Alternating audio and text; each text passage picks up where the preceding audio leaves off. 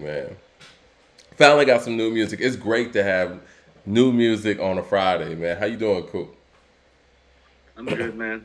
Great, Grind great. is getting more serious. What's that? Said the grind getting more serious, you know. Oh I'm yeah, yeah. busier and Always, busier. man. Always. We're But busier and busier. busy is good. But yes, we're welcoming everybody into the room. We're gonna talk a little bit about the DJ Khaled project all together. But I think one of the more interesting moments in that project is the fact that we get another Jay Z and Nas collaboration. And so I think it would only be fitting for us to talk about the different times that these guys actually have gotten on the track together, and where does this track that we heard this week, or not just this week, today, where does that rank in the times that these guys have been on the track together? And the other times they've been on the track together, Black Republican, clearly. Success, that was on the American Gangster album. We also have the BBC record that was on Holy Grail. And also you have the Ludacris record. What is that called again, Coop? I Do It for Hip Hop? Yes, yes, yes. Yes. I Do It for Hip Hop. It's terrible. We need to forget that they made that record. I mean, it happened. It happened. It's unfortunate. Yes, the record actually happened. You know what? You paused for a minute, man. Hold on 1 second. Let's Can see. you see me now? I'm all up in the camera. Yeah, I see you, but it's frozen for a second. Go out and come back in, and we'll just keep that conversation going while everybody's coming into the room. Hang it up, and yeah, we'll bring you back in. But yeah, so the 5 records that these guys have been on together, you got Black Republican, you got Success, you got BBC that was on the Holy Grail album, you got I Do It for Hip Hop that was on Ludacris's album, and then you also got Sorry Not Sorry from the DJ Khaled album. So what are you guys thinking about this this new Sorry Not Sorry track from the DJ Khaled album, and what are you thinking about the DJ Khaled album, period? Let's get Cool back in the room. All right. Let's see. Yep, you're looking a lot better now. So I'm going to the chat room real quick right now. People are saying that song is very high for them when it comes to their collaborations. Rob Rizal says it's the best one. Jabo Black says, sorry they made the song cry. Masterpiece. Well, I don't know if I read that wrong, but yes, he says, sorry they made the song cry. Masterpiece. I like Sorry Not Sorry record. Didn't like the Khaled album. It was trash. We will get into the Khaled album and what we think about DJ Khaled and the way he puts together projects. But first off, what were your thoughts on Sorry Not Sorry, Coop? I mean, you know, we always talk behind the scenes. So earlier, my initial behind the scenes thought was like, you know, like they really rolled out the red carpet for these two guys. The ambiance to the track and just the lead-in sounds succinctly different from every other record than you heard on that album. I told you, it's like every other track on that album, it sounds like he put everybody to work.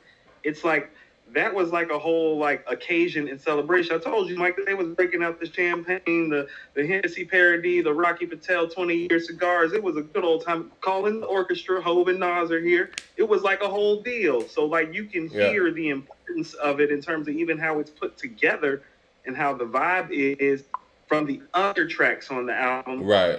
The other track, for the most part, is on some happy shit, which, you know, I don't care for. Well, I think just based on the individuals that were actually on the other tracks, you know, I think Jay Z and Nas kind of stand alone. I think they're like the only people of their generation, of their ilk, that's actually on the album. The rollout, you know, for the album was largely predicated on that collaboration. You know, the Cardi B track came last, and we're going to talk about that too. And Khaled kind of was pushing that, but as far as like the visuals and, you know, the casino and, you know, because they shot the whole video, Hype Williams shot the video, and they made a real big push around these two guys being on it. I mean, I just sent you the video where Nas was reacting to Jay's verse. So those are really huge marketing tools. So I could see, like you said, they basically pulled everything in for this song in particular. I mean, Mike, that's the type of footage that you can't buy. I mean, like, you literally shot me that while I was on the road. I walked in the door, and so I was watching that while I was setting up. And I was just thinking to myself, man, I was like, that's the type of promo that you can't buy. Right. You sitting next to Nas, And you while he's in FaceTiming his Jay. recording process, and you got Jay on FaceTime, and they're giving each other props, and it's like you can't do nothing with that. like that's the best rap promo you can get. You know, the fact that Jay laid his verse down first, you know, I guess that's surprising to me because Jay comes across as such a competitor, and usually, you know, in many different instances, you could tell that Jay recorded after the super MC that was on a record with him, i.e. The Watcher, you know, with Rakim, or, you know, when, you know, You Don't Know, the remix with MOP, when he went and added some more on there, what he did on Big Pimpin'. So you think of Jay kind of going in after the fact, but the fact that Jay put his verse down first, and Nas is talking about having to rewrite his stuff, I think that makes Jay's verse more impressive. I mean, I think Jay normally gets the better verse when those two collaborate. But first things first, where do you rank this in their collaborative songs? And like I was saying, we have Black Republican, we have Success, we have BBC, we have I Do It For Hip Hop, and we have Sorry Not Sorry. Where does this rank?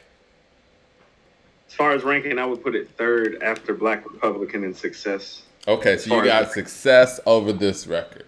After hearing it a couple more times, do you still feel that same way? The spit game on Success is crazy and underrated on all three verses, on Jay's two verses and on Nas's verse. All of those verses are underrated in my opinion. The beat is not so much, but they deliver. You know, Nas's flow on there is different too. And his flow is probably the weak part of his game in most people's eyes. And same thing on this record. Like, he did a couple different things flow-wise. For those people that think Jay had the better verse, I've been seeing some of that today, too. I know you feel that way. Yeah. I mean, first of all, let me submit something to you all. Well, he kind of is more acquainted with this beat. Probably. More acquainted with the track. But let me ask you this, and let me ask everyone else this. Who would you rather have picking tracks, Jay or Nas? Oh, no, that's Jay. Okay. That's Jay. Yeah.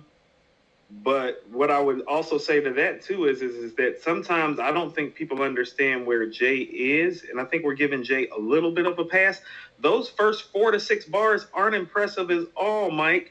And I'm going to bring up another verse that I kind of felt like he had, where it's like it kind of started off slow, but it turned into a greater verse. When he was on Drug Dealers Anonymous with Pusha T, I felt the same way.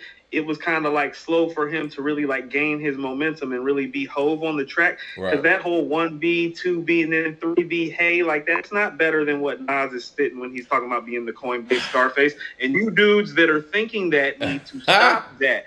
So like the first 6 bars, until he brings up the whole Christ bar, Mike, that's when Jay kind of goes into like real J mode and turns it in. Mike, that's bar number 7. This is what he does. I was counting the bars. No, Mike, the second time I listened to the track, I'm like, hold on. I'm like, but when does Jay start going in? It's like, is that like bar 7 when he really start turning into Hove on the track while y'all saying he got the better verse? He don't really start until bar 7. Jay, this is the magic of what he does. He knows how to pull people in. And he, you know, that whole dumb it down, Jay, where he knows how to get the quotable. He knows how to get the quotable. And he knows how to get the quotable. And he knows how to get people to retweeting about his stuff, reposting his quotes. He did it all over 444. Davey Maxwell says something. Mike, 444 is not a good album, thereby not a good example. I'm just saying, my example is the fact that he knows how to basically do a little bit of everything in his verse. And that's what he did with the whole B line. I honestly thought the B thing, I'm going to be honest, I honestly thought the B part was corny. But that's just is, Mike. But Mike, the B part picks up the first 4 bars. How can you sit up there and say that he has a better verse when you're admitting that the first 4 bars are corny, essentially? That's I thought a lot of the other... No, stop giving out passes. The first 6 bars is lukewarm. The first 6 bars are lukewarm. We're gonna get into what I think. No, I feel you. Hold on. Davey Maxwell says They seem forced when they rap together. I agree with that. I think Black Republican even seemed a bit forced when you think about it, but it was the best product. I think, man, the other four collaborations that these guys have done together, they do not match up to who they are as MCs. Like I was telling you offline, man, when you think about all the great stuff that Jay and Beanie Siegel have made together, Jay, Sauce Money, Nas, and AZ, you know, and how these guys are able to come together and make great music, these two coming together is lackluster as hell, honestly. You know what I mean? No, I know exactly what you mean because I'm going to echo your sentiments for a change. I mean, Mike, I told you just the fact that we are saying they have made 5 songs and this song is like the middle point, as in like this would be the average, the median. Yeah. Because if there are 2 songs better and 2 songs worse, to make this the median, this is the median they do, you can keep that shit. You know, I think a big part of it too, man, is like, and to kind of piggyback on what you were saying about, you know, the B line and all that stuff being corny. I think that what these two MCs have to talk about at this point in their career, I'm just not really that interested, especially when they come together. And it is a chemistry thing too. Shout out to Quan Newark.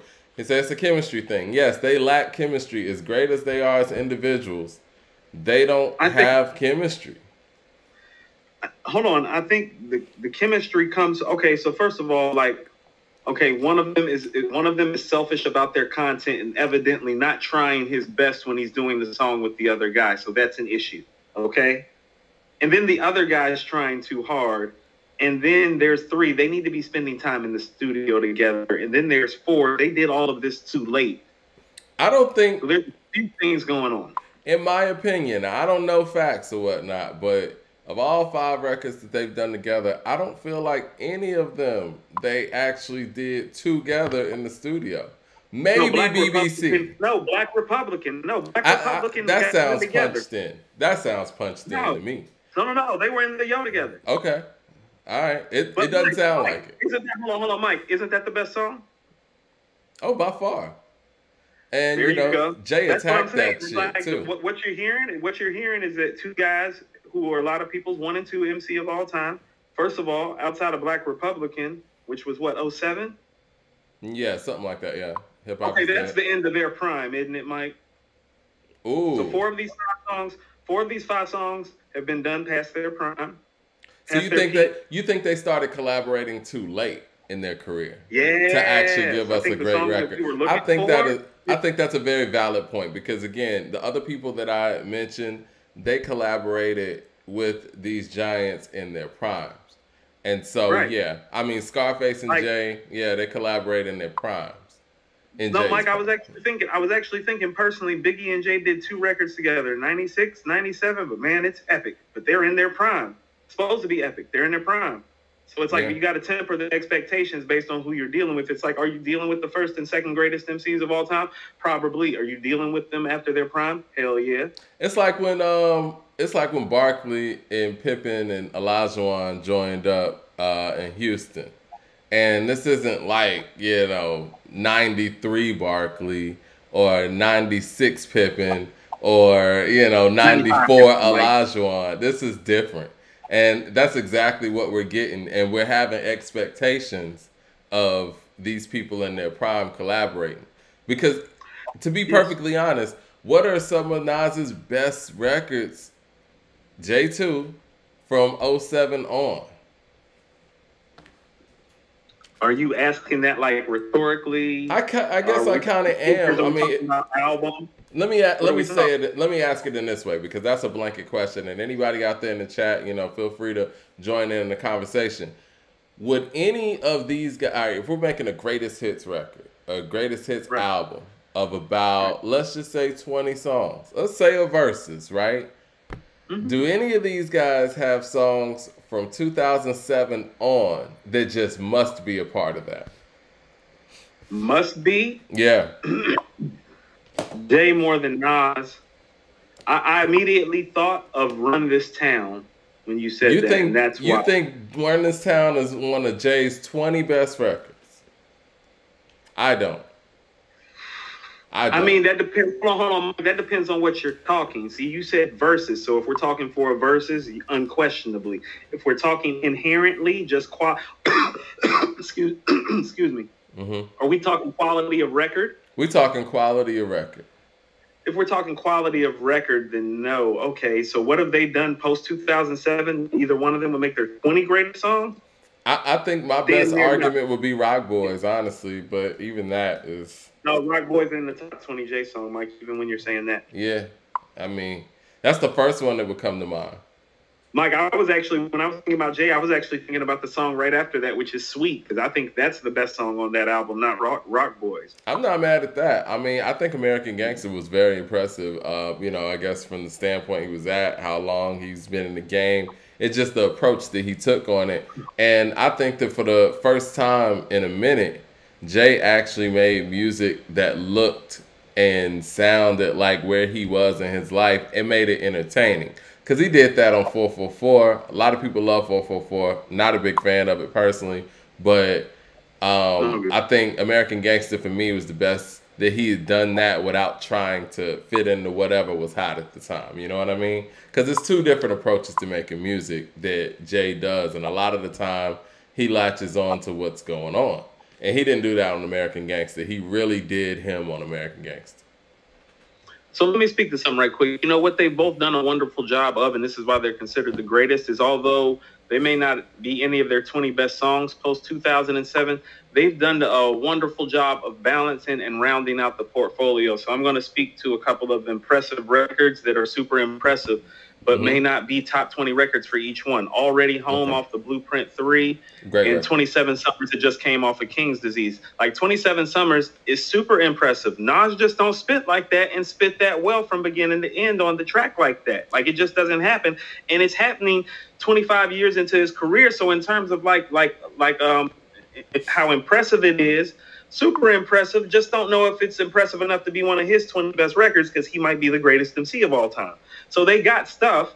I don't know if they got top 20 stuff. I'd have to really sit down and actually tear through it. But it really speaks to what you were saying, though.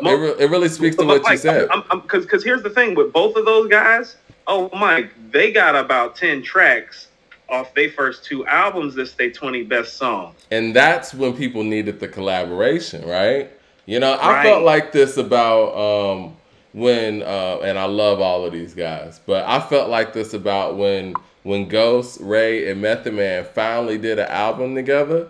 Like, I was like, man, I really would have loved to have had this in '96. You know what I'm saying? Like, it's cool that we got it now, Mike, and it was dope. Mike, I think we would have taken that, Mike. We would have taken that album all the way up until like 2003, I think. Yeah.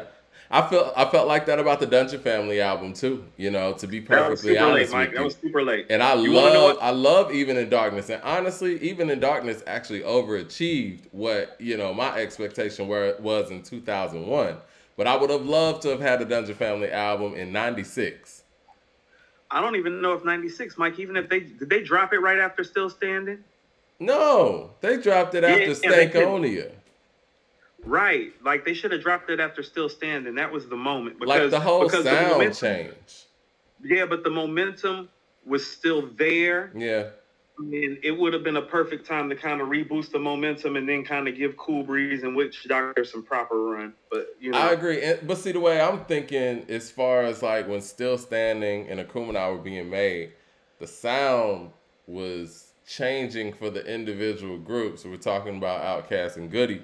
But I feel like in 95, 96, all of them were rapping on the same tracks. You know what I'm saying?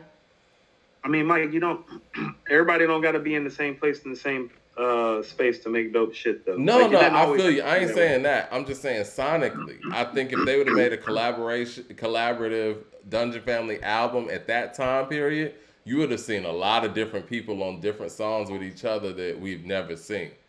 And they wouldn't have sounded out of place. You know what I mean?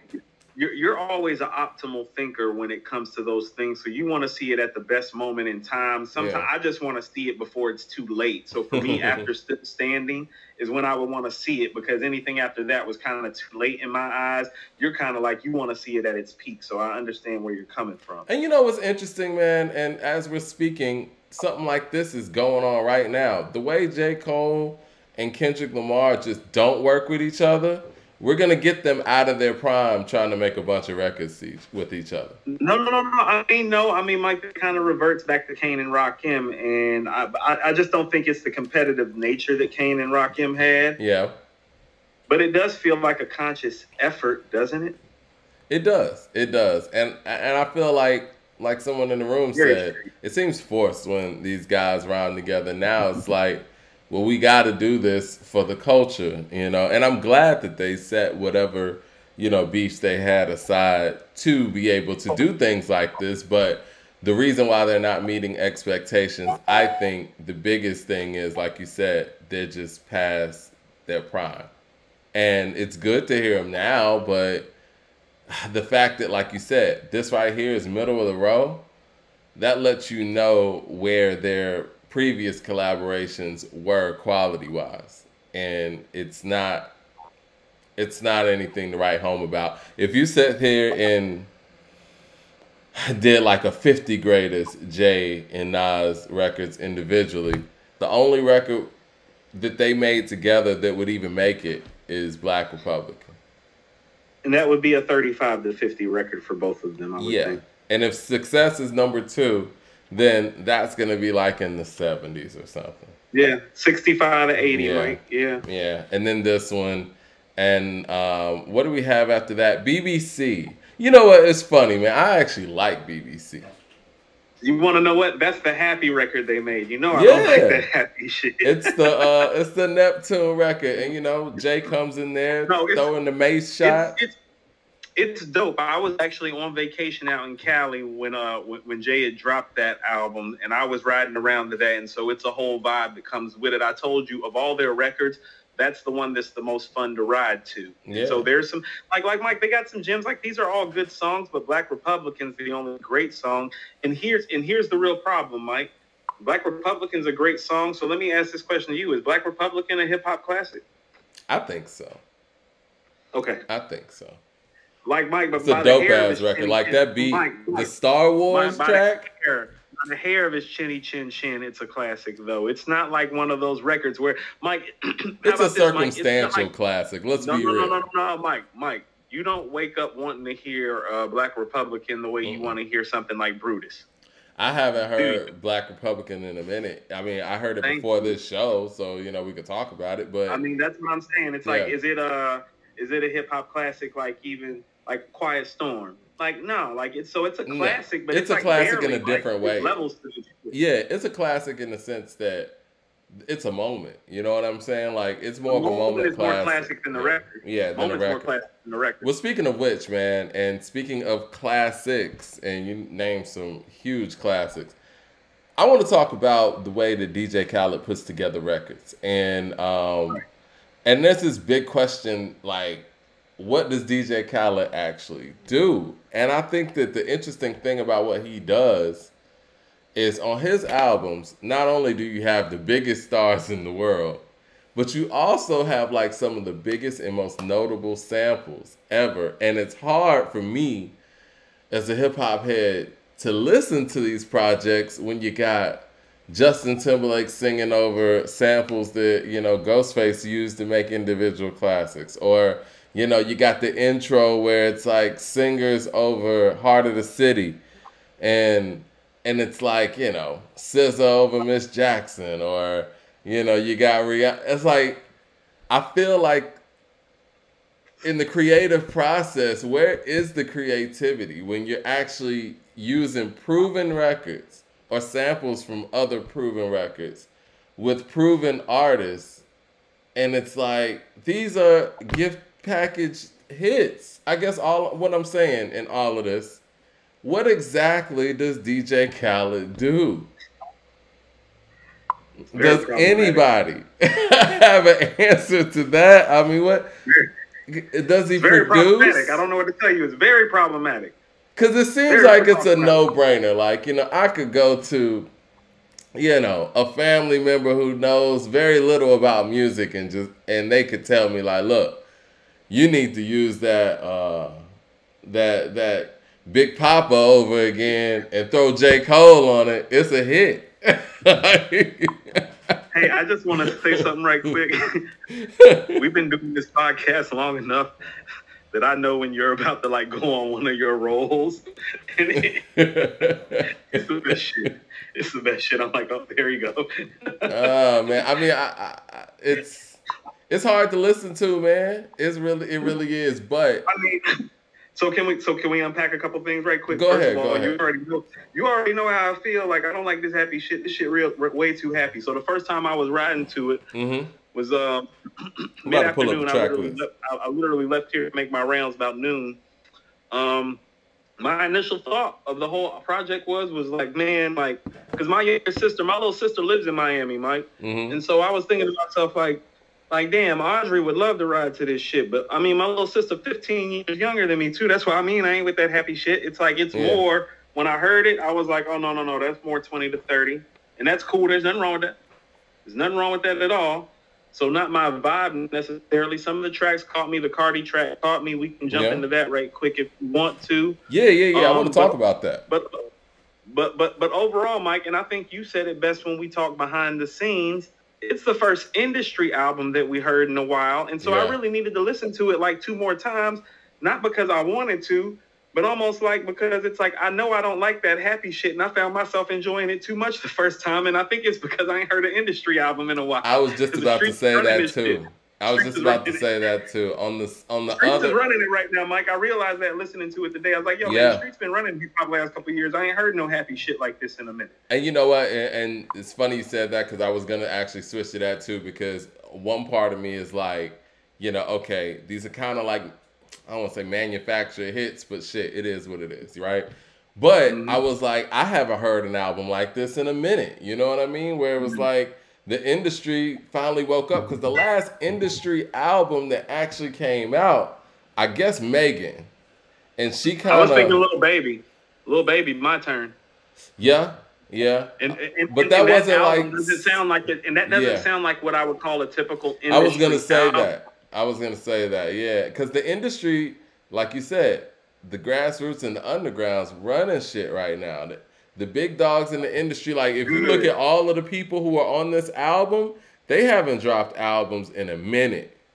From Drake, Mike, we're still waiting on the Drake album, right? Cardi ain't dropped nothing since 2018. You know, 21 Savage is on here. Rick Ross ain't dropped nothing in a few years. You know, everybody in the industry is resting. No, Mike. He dropped Port of Miami 2. That was actually the last real article I think that I actually wrote for a review. Was that 2020 though? That was 2019. Oh damn. Yeah, we're in 2021. Very valid. Yeah. But here was I was about to say. You want to know what I thought of the day too? I was like, especially with all the other moves that he making, I was like, yo, this nigga Ross don't need to drop an album again. He's doing stellar on this guest verse run that he's on. Yeah, I like his guest verse run. I mean, I didn't really love the guest verse that he did on this. It was solid. I didn't love the record.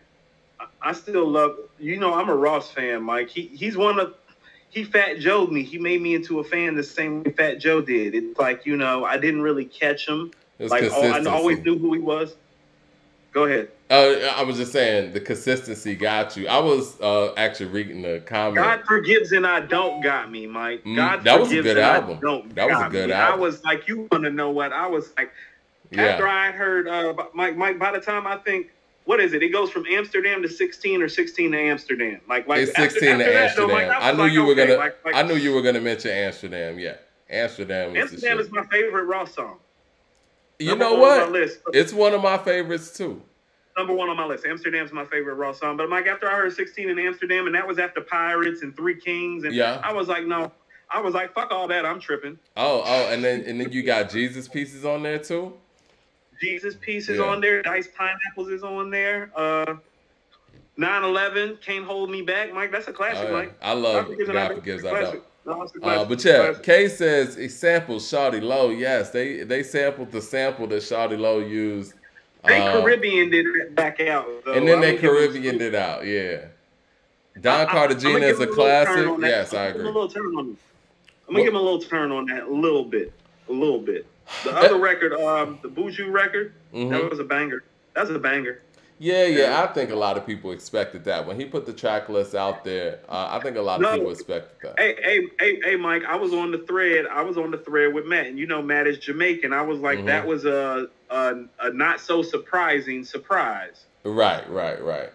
Well, let's talk about the Cardi record, man, because Cardi put it out there. Well, first of all, the track list that Khaled put out a couple of days ago didn't have the song on there, which kind of leads everyone to believe that it wasn't going to be on there. And I guess Khaled put out a final lifeline out to Cardi, had the right beat, and Cardi said she had 48 hours to do it, and she said she wrote it herself and knocked it out, got it in the mastering, and got it done.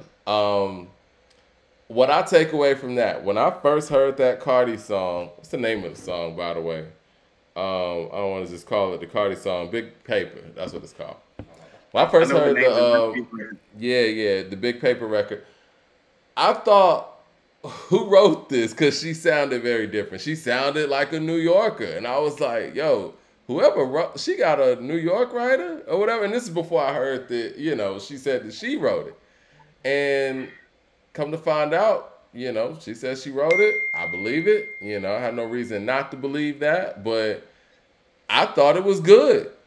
You know, especially the second verse. I mean, the way she was attacking it, I like hearing Cardi actually sound like a New Yorker in her raps. And you know, Mike, we've never seen that. Go ahead. Mike, you know, the way that you're shady, Mike, it's almost like a Prince type of shady. It's like very slick and very sleek, dressed up. I don't mean very to well. be. It's a very personable type of shady that you are. You're a different kind of shady when you spit this shit. Why are you saying I'm shady? Like, she is very public about the fact that she has ghostwriters. Okay, so my initial thought when I heard it, and I told you this already, I was like, dude's gonna think that she had somebody write this for her because she actually spitting and going in. But I also wanted to submit to you, it's like, no, the writers that she have are probably more towards building her brand and her image and thereby making hits. Right. This one had hit on it. This guy spit that shit on it. I'm going to give her a little leeway and not be misogynistic about it the same way I would do for a man and say if she said she wrote it, then she fucking wrote it. I believe it. No, I agree with that. And something you said offline makes a whole lot of sense. Like, I think she's such a big star that a lot of her handlers probably don't let her write her own stuff. She probably has been wanting to write her own stuff for a minute. And the fact that this record came so last minute, they probably had no other choice but to let her do it. The people were probably like, fuck it, it's a Khaled record, not hers. Go for it. You know what I'm saying? And it turns out that she writes better stuff for herself than people are writing for her.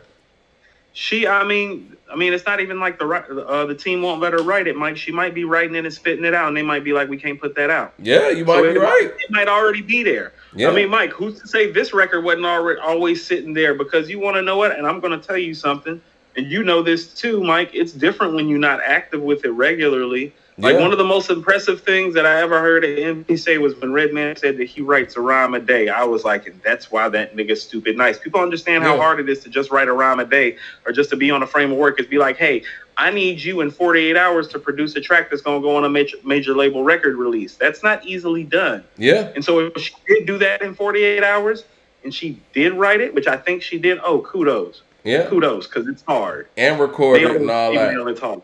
Kay said it's a way better record than WAP and Up. I would have to agree with you 100%. It's definitely better than WAP. Up is still kind of catchy, but I like it more than Up because I don't be doing that happy shit like that. Like, yeah, I like it better than Up too. You know, I think too it's funny because Bodak Yellow was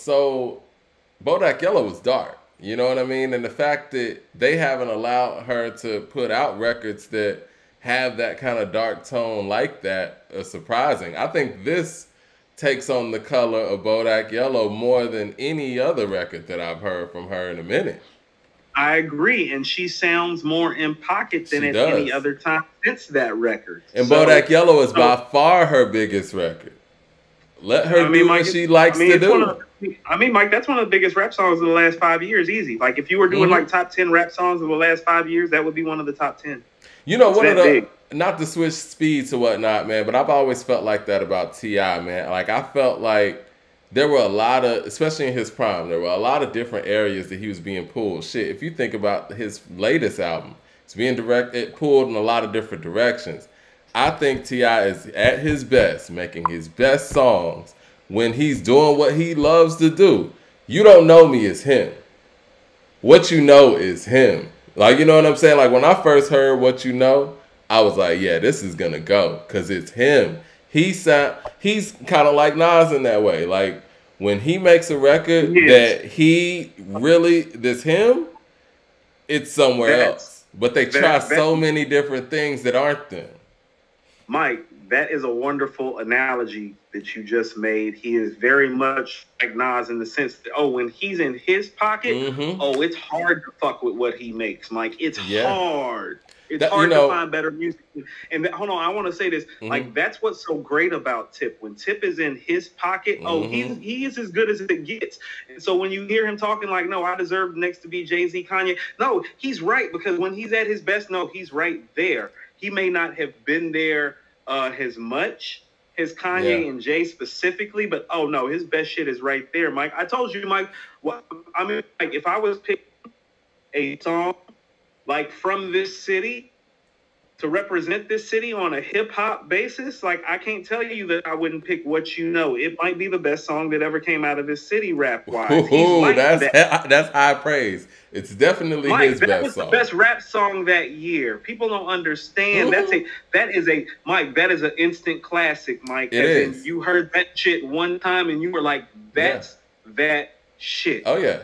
Yeah, when I heard that the first time. Special when you make records like that, Mike. You special when you make records like that as a single. Like that record didn't even need the bubble. Mike, how about this? Have Nas and Jay in their entire careers ever made the song of the year? Because Tip did. I feel like Made You Look is that record for Nas. Honestly, was it the best song that year? I feel like that record. You know, I don't know off the top of my head, but I'm pretty sure it was. It's very hard to find a rap record. Yeah, Made You Look is one of the best rap songs ever. I'll give you Made You Look, but Mike, look, I mean, how about this, Mike? Made You Look is probably the best record outside of Illmatic that you'll find from Nas, though. That's how special Made You Look is. No, What You Know is special, and like I said, when Tip is in the zone of what he does, I think the thing is too, man, like, his versatility and his ability to actually adapt to things is there, but it's not the same as when he's in his bag of what he wants to do. That's why my favorite project from him is Down with the King, man. Like, he was T.I. through and through on that shit. That's it. He was talking shit. You know what I'm saying? Talking big shit. Yeah. Ron Bay said Nas shines on beat breaks. He does. Yeah. And 90s boom bap drums, He's the quintessential, like, hip hop New York based MC. Like, he's gonna shine on the beat breaks, the break loops. So, Mike, just real quick to finish off the Tip thing. The last time Tip was really himself from beginning to end on a project to me was The Nick, and it was the last project that he put out that I was like, yo, that's Tip. That shit's hard. Yeah. All 5 songs. It's 5 songs. All those songs are great. Mike, I still play Peanut Butter and Jelly and Project Steps. Like, I still do. You know what else? The other similarities between T.I. and Nas are the fact that they make their best material when their back's against the wall. Everything else is kind of like I was actually saying by themselves too, like, they're great guest appearance artists, but their real shit is actually when they're in their zone, Mike, by themselves. When T.I.'s back is against, go ahead. Like, when you give Tip all the verses, that's when he's at his best. Same thing with Nas. It's like they're gonna do the lightning and the bottle stuff and hit you with the guest appearances and the verses and the features because they're just talented like that. But they're their best when they're actually by themselves. Just give them the bars. Would you say that Toomp is T.I.'s best production collaborator? Like, who makes the best beats for T.I. in your opinion? Yeah, it's Toomp. It's Toomp. I like what T.I. and Jazzy Faye do, but I think I do too. And you want to know what the weirdest collaboration ever is that keeps working that I've heard? Every time Swiss and Tip get together, that shit smashes. I don't know. You like them together? I'm not a huge fan of them together. I think it's interesting that him and the Neptunes can't make great music together. I find that very odd, and I'm a huge Neptune fan. Same thing with Nas. First of all, I still think you're sleeping on What's Your Name. And Mike, I told you, man. Dope record. No. That's the best record they did together. But see, that's Freak before T.I. was actually T.I. You know what I mean? No. But Mike, that's what I was about to tell you. Freak Though is a great record. That's one of the best records on Urban Legend, and I'm gonna keep on saying that because you don't find Tip in that zone too often. And Freak Though is one of those records where you see how truly diverse and versatile Tip is as an MC, a songwriter, an artist. I mean, his pitch is different, his delivery is different, the subject matter is different. He's in a whole nother space and zone, and he executes. It's rare that an MC can do that, period. Yeah, you know, I feel you. And I think it's interesting that they're able to make laid back stuff for T.I., whereas I guess I'm looking for the Neptunes to be able to do a Give It To Me for T.I. Or, you know, well, I guess Shake It Fast is unrealistic, or even a Southern Hospitality. You know what I'm saying? Like, they've made so many bangers for so many folks, and I feel like the amount of times that they've tried with T.I., it's just not. I feel like they don't have the chemistry, and it's very odd because the Neptunes have chemistry with everybody. Everybody. No, they don't, Mike. No, they don't, Mike. So I'm going to bring up another comparison. T.I.'s pairing with the Neptunes is very much like the Neptunes pairing with Nas. Well, we're not counting Nas because Nas can't rhyme over that type of stuff anyway. Let's just be real. Like, Nas and Timbaland don't work well together. No, I mean, that's what I'm saying. Like, the whole 27 Summers and Spicy shit kind of proved that wrong, so maybe that's changed. But what I'm trying to say is that the Neptunes actually work better when they don't have all-time great lyricists. Let's give Tip his props, and that's where the Nas comparison goes into play again. Yeah. And I've told you this, Mike. Oh, he's the best lyricist that ever came out of the South that's not named Andre. So it might be harder for the Neptunes to do pairings with those guys and easier to do it with Noriega. Yeah. And don't give me no Ceelo, Mike, because Ceelo can't spit 3 verses and make hit records and classic songs the way Tip can. Tip's the second best lyricist to ever come out of South. Lyricist, not MC. The lyricist. Second best lyricist to ever come out of South. So you're saying that T.I. is a better lyricist than Ceelo? Yes, he has more of a catalog and more weight in the game to show it. Yeah. So why is Mike? He's got more. He's got better, and he's got hits. So Hold on. Why isn't he over Andre then? Oh, I mean, because Andre's very, very special. You're giving him a pass, man. Come on, man. No, I'm not. No. If you're gonna hold that against Ceelo, then I don't understand how that doesn't go the same way with Andre. Mike, it's not even my personal opinion about it anymore. Dre's touched too many people for you to take that away from him. I'm not taking away from anything. I'm just saying if you're gonna.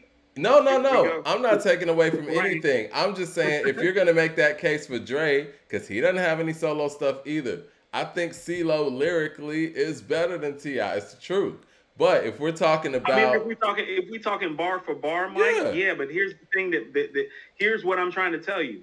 T.I. has more stellar standout verses than Ceelo. Maybe not than Andre still, because most of Andre's verses are stellar and stand out, even as brief as they are. That's how special the verses are. Okay, I would give you that. I don't know if he has more, but you know, at the end of the day, more, Mike. And here's what I mean. Like, and I mean, and if you wanna say he's better than Dre, I'll give you that too, because it's like I'll give you what's the song that Just Blaze did on King? Talking to You. Yeah. Like, Ceelo can't do that. No, he can't. We don't know if Dre can either. I'll give you that. I'll give you that. That's why I said if you want to say that Dre can't either, we can just give it the Tip then. Yeah, but if you want to talk about just lyricists, though, it's a hard sell to say that T.I. is a better lyricist than that man on Big Old Words, or that man that's on Decisions. It's just T.I. does not have a better verse than Ceelo's verse on Decisions. It's just the truth. Mike, that's a pretty stellar verse to go to. That might be Ceelo's best verse. Ceelo is the only person, and you know, Big Boy has traded verses with Dre his whole career. Ceelo is the only person that gets on records with Dre and will outshine him in the crew. Ceelo has a better verse than Andre on Get Up, Get Out. That's the only time it happened, Mike. Name the other time it happened. Well, he don't got him on Thought Process. He did not, but that's a great verse, though. He did not. Mike, when else did he get him? So when else did he get him? He didn't get him on Trans DF. Nope. No. He's never got him. He's never got him outside of the first time that he got him. I'm trying to think. Hold on. Give me a minute. Yeah, keep on. You can keep going. You take your time. You take your time with that. The last time Ceelo outshined Dre on a record was 1994 when Dre was 18 years old. But somebody's running from somebody. We need more of that. If the Dungeon family's out there listening, we need those hidden records because allegedly there is a Pimp Trick Gangsta Click album that was supposed to be created in this. Sleepy Brown, Andre, and Ceelo. And they have songs recorded. More than likely it was some singing going on. But I don't know, man. Them niggas didn't rap a bit. They smoked some weed and fucking... I want to hear the songs. I'm on a mission, a lifelong mission to go into the dungeon and find those songs. But you know what? All jokes aside, though, I do think that, you know, as a huge Dungeon Family fan, and Andre's been my favorite rapper my whole youth. I got to give T.I. the credit, man. He put in the work. He did the work. And he is probably the South's most versatile MC. No, that's without question. It's a very... Well, I mean, you got Lil Wayne out there, too. You know what I'm saying? He is from the South, too. No. So you got T.I. over Wayne and Scarface. No. I don't have him over Scarface overall, but he's the most versatile MC that ever came out of this region. Without question to me. Without question to me, he's the most versatile MC that came out of this region. Scarface would still be my number one guy. See, and what I love about T.I., man, when he does get on records with the legends, the UGKs, you know, A-Ball, MJGs, Scarface, or Outkast, or Big Boy, whoever it is, he knows the moment. And he sees the moment. And that song that Big Boy had in the A, where it was T.I. and Luda, I was very disappointed by Ludacris's verse, but T.I. went nuts. But Luda's not the MC that T.I. is. Like they're comparable hit makers in their prime, but if we talking MC to MC, that's what I'm saying. Mike, when you're talking about T.I. and what type of category he belongs in as an MC, he's closer to Nas than he even is to Scarface. You get what I'm saying? Explain that. I'm saying he's more of an MC's MC than people realize. I got you. Like Scarface is a great song maker. Scarface has the uncanny ability to make you feel that very few MCs have done. DMX and Tupac are the only two people that immediately come to mind. Kanye as well for some people. So I understand that. Ice Cube, Chuck D. I put Face above those guys that you just named after him. Pac would be the only comp for me. I would put X right after that and then the rest of those guys. Tip is something different. He's one of the guys, Mike, like when you hearing him on Down with the King, Mike, you just keep saying to yourself, this nigga snapping. He nice. How many times do you hear a Southern MC and when they're done with the track, you say to yourself, man, this nigga nice. That's what Tip's like on Down with the King, where you like, no, he ain't just like dope. I don't just like hearing him. He don't just have swag and appeal. He's not just making dope records. This dude can rhyme his ass off. You know, he was kind of like he can rhyme his ass off, when Mike. he found his style, because I feel like I'm Serious, and I wasn't a huge fan of that album. I remember when it dropped, I got the fucking the snippet tapes from his godmother and stuff way before the stuff even came out. I thought it was cool. It sounded like everything else. Well, not everything else in the industry, but everything else that was in the mainstream industry at the time. I didn't think he had found his style. But when he found his style on, you know, trap music, in the streets, mixtapes and all that, Dope Boy Fresh might have been the first time I heard him when I was like, yo, he took his flow very serious, and I think that he turned into a super Sean Paul or something. You know what I'm saying? Like, where the flow was important, but the lyrics were important too.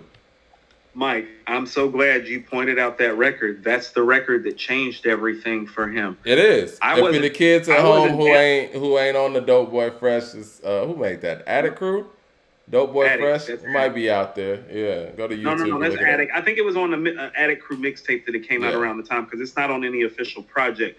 So, Mike, I'm gonna tell you something. I wasn't all the way down here yet when I'm Serious came out. I was still up in Greensboro, and I'm Serious didn't really get much run. But I'm gonna tell you what, like, you remember Big Boy Security down in Buckhead? Yeah. I know what you're talking about. My brothers used to work for Big Boy Security. Like, I'm small, but all my brothers are like massive, big football playing, looking ass dudes. So I'm riding around on the Buckhead scene at 19 years old. We riding to one of the spots in Buckhead they got to do security at, and Dope Boy Fresh comes on. Right. And Tips his verse, and I'm going bananas in the backseat of my brother's car. I'm like, who is that? Yeah. I'm like, who the fuck is that? They're like, that's that nigga T.I. I'm like, that's not him. Yeah, I was like, that's not him. Yeah. I remember where I was when I heard that record, Mike. I was on the back street coming up Collier or the back way through Buckhead to get to Cream. Yo, Kay asked, where do we rank Bun B? You got, where's Bun B in that mix? Lyrically or overall? Just overall, man. I mean, because Bun B, quiet as kept, whether people feel like he deserves it or not, he has a 5 mic album in the Source. Now, that came a little later in the Source's rankings. Lyrically speaking, I feel like Bun B is T.I.'s predecessor, as in the guy that was the best lyricist in the South before T.I. came along. Technically, we're not technically counting Andre and Ceelo through the catalog issues. Right. So Bun B is actually T.I. before T.I., and I would put him right behind T.I. lyrically if we're taking Andre and Ceelo out. If we're really including Andre and Ceelo, if it's just all things being considered, Mike, it really goes Andre, Ceelo, T.I., Big Boy. Bun B in my mind, and then Big Boy probably if we're talking lyrically. Like what we did last week when we were talking about Redman, Method Man, Big Boy, and Andre. If you got all of these guys on the song, who's gonna have the best verse, second verse, third? Yeah. Yeah. I think that's the best way to really try to qualify some of these things too for people who don't have solo catalogs. Let's qualify it like that. My top 5 lyrically would be in order: Andre, Ceelo, T.I., Bun B, and then I'm gonna go to Big Boy. And I'm gonna tell you why I'm gonna go to Big Boy over Lil Wayne, because I know people are gonna say Lil Wayne. Oh, Lil Wayne got a lot of nonsensical stuff that really don't make sense floating out there, and I'm just gonna leave it like that. Big Boy stay on his shit, and Big Boy is wildly consistent. When you hear him, Big Boy, you know what type of Southern playalistic ass pimp shit you getting. Big Boy is super underrated, and if we're talking about all those guys being on a record together, I do see Big Boy having a better verse than Wayne. I think what gets Wayne is in a whole different space because he did things that nobody's done really. I mean, as far as like just bulk of magnitude of music. Like what these guys are doing now, as far as like artists just coming out with music all the time and having a wealth of catalog, Wayne kind of started that wave. And for a lot of the people that are in his generation, it's hard if we're talking about music and catalog and mixtapes, it's hard for anybody to be matched up with him based on all the features he's done, based on all the like if he were to do a versus or something, man, this man has hundreds of records. No, he has too much to go through. He has first world problem. Yeah. He has where too much would be too problematic for him. And I think that's what makes it confusing for a lot of people when we're ranking. They're like, oh, Wayne got, way more work than everybody. But listen to how like deep and how rounded out rap has gotten. So the talent pool is so deep, and so understand that I think Scarface is still the #1 MC to ever come out of the South, and I didn't even have him in my top 5 and maybe 6 lyricists. I think that speaks to how special he is as a song maker, album maker, storyteller, and everything else he brings to the table. But it speaks to the pool of talent. The best MC that ever came out of this region isn't even like a top 5 lyricist in this region in a lot of people's opinions. Why do you think that is again? Why do you think? No, I mean, it's just, No. I mean, it's a fair assertion and claim when you look at how these guys spit and some of the things that they say. I mean, just on a metaphorical, like that traditional lyrical bar basis, like Andre and Ceelo definitely do something that Scarface doesn't do. He definitely is more lyrically inclined on the level that T.I. and Bun B is, but most people would probably take T.I. or Bun B lyrically over Scarface, but I don't think any of those guys that I mentioned are better than Face. If somebody that grew up on T.I.'s music from, let's just say they started from trap and music. they're not better than Face either. And And they not better than Face either. It ain't just that I think that they not. His catalog's stupid. No, no, no, no. I was gonna say, if a cat grew up on Ti's music, mixtapes and everything, maybe they started on, let's just say Rubber Band Man, because that was a huge one that took off, and I think that really catapulted his career somewhere else on a mainstream level, on a worldwide level outside of Atlanta. If somebody were to say, just based off of trap music beyond, this man has what, 10, 11 albums now, and they said that they think T.I. is better than Scarface, what would you say to say, what argument would you provide in Scarface's defense to say, no, Scarface is better than T.I.? You want it in a vacuum or you want the wholesale argument? Which one you want? Let's do it in a vacuum. In a vacuum, what's T.I.'s best project? I would say trap music. That's not even close to fucking with The Diary, and there you have it. Ooh, I don't know, man. Trap music not fucking with The Diary, Mike. We have no. Who thinking that? Is somebody out there thinking that? Are we out here thinking that? I would like to hear them side by side. You know what? I would like to actually put that on a poll and see what people think. I would like to see what people think too. I would like to see what people think on that. I mean, like, I think The Diary is a seminal Southern gangster rap classic. I mean, hip hop classic, but specifically, as far as the South is concerned, there's not a better hardcore gangster album that's ever come out of this region. And I actually like Mr. Scarface more personally. I find Mr. Scarface production-wise to not be as good. I find the song sequence to not be as good. I find him to not be as well-rounded as an MC. No, that's true. He did something very special on The Diary that goes understated. He learned to take the vitriol and the emotion, and he learned to taper it, and that's where you see records like Hand of the Dead Body and Never Seen a Man Die pop up, and that's the difference. I agree. So because he's still that dude on the first album. When you hear G's and when you hear The Diary outro, no, he's still that dude. He's in the wrong dude. Does T.I. even have an album better than The Fix?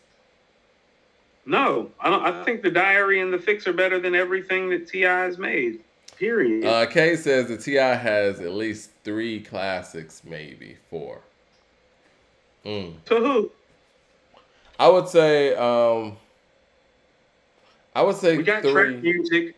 King is closer to being a classic than any of his other records, to me, in my opinion. I think so too. I think King is his second best album. I personally think Urban Legend is third. I know a lot of people like Paper Trail. I think Paper Trail is one of those that is kind of like, I guess, for another generation of T.I. fans, right? People who might have caught on late. Like, 56 bars? That's what I'm saying. When like T.I. MCs though, like how many Southern MCs, how many MCs from the South have ever even came out with a song that's numbering the bars on the song? Like 56 bars, like that nigga Tip spit. Yeah, no. I think he got one classic, and I'm gonna give him trap music for that one. I think King is the closest. Trap music is. I'm like you, Mike. Trap music is a definite classic. King is one of those albums that I'd say it's a borderline classic. If it's classic to you, I'm not going to totally argue with you because there's a lot of great stuff on there, and he's in his prime. I was going to say, I think he's at his best as an MC on King. I mean, What You Know, we were just talking about that for... His peak as an MC, Mike, those 2 records, What You Know, and I'm Talking to You. It's like when you get done hearing those 2 records, it's like, no, he's probably the best MC in the game right now. And the way he approached front, back, and all that, like, he was in control of these records, man. And that's what I really liked about him, too, man. He was able to take a hold, and he'll go ahead and just set a record off. Like, he'll start the record off and set the tone. Kind of in the way that Jigga used to do. Where, when he was doing Money Cash shows and stuff like that, like, Jay made sure he set the record off. Like, I'm going first. I'm going to set the tone. Boom. And T.I. was really good at doing that. Like, he didn't let anybody else carry his records. No, he doesn't. Yeah. He makes you do his stuff. I think the only time he got in somebody else's pocket was the record with Wyclef. You Yeah. know what it is. Yeah. You know what it is. Was the only time I saw him get out of his pocket. I think Swagger, like us, is a big feather in his cap because I felt like he had the best delivery and best verse on a song with Titans who are all in their prime. That's the end of Jay's prime. That's the middle of the other three guys' prime. He has the best verse. That's on his song. That speaks to his competitive nature, caliber of MC he is, how serious he takes the craft, big feather in the cap.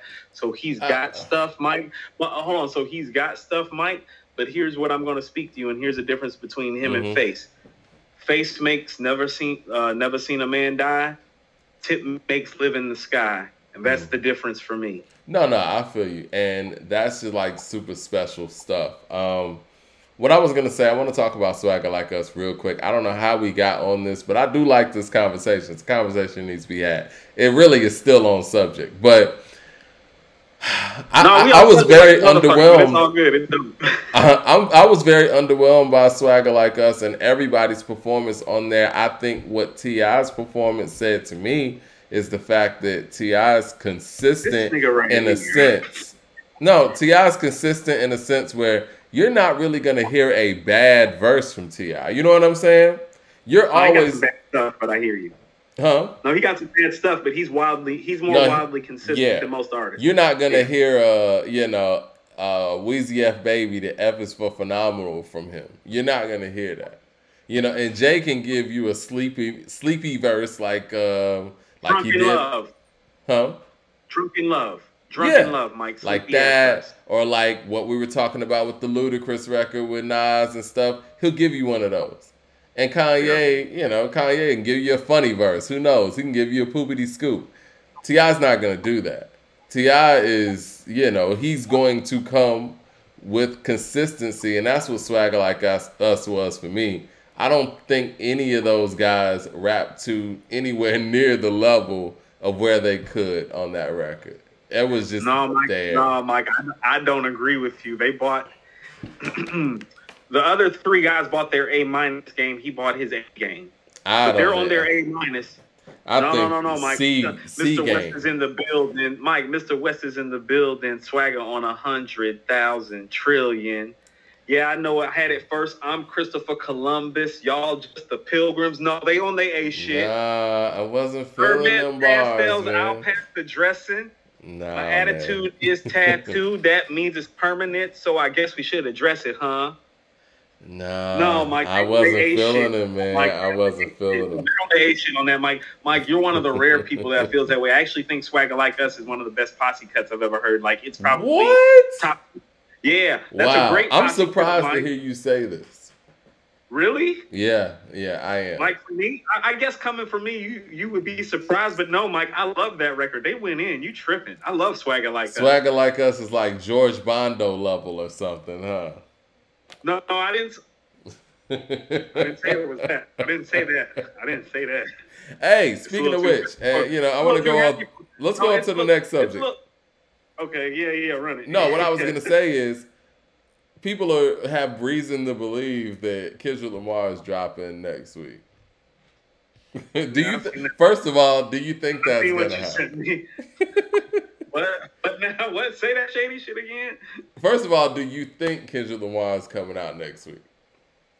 You want to know what, Mike? When you sent me that, and I think I texted it to you, I was like, "Oh, we getting Pusha T, Conway, and Kendrick in the same year? That makes up for these shitty ass 5 months." Yeah. Because Conway still got his God Don't Make Mistakes, and Push still got his album, and Kendrick's coming, and Cole may be coming. Oh, it's okay. Let's line them up. Let's see. Let's see. It's line them up time. Mike, it's line them up and let's see time. Yeah, I'm all for that action. Kay said that they said it might be Isaiah Rashad. I believe that. I don't know what. Well, I mean, I don't know. I mean, it is what it is. We'll see. We'll see. I mean, damn. Even LeBron, Mike. Even LeBron posting about needing some music from KD.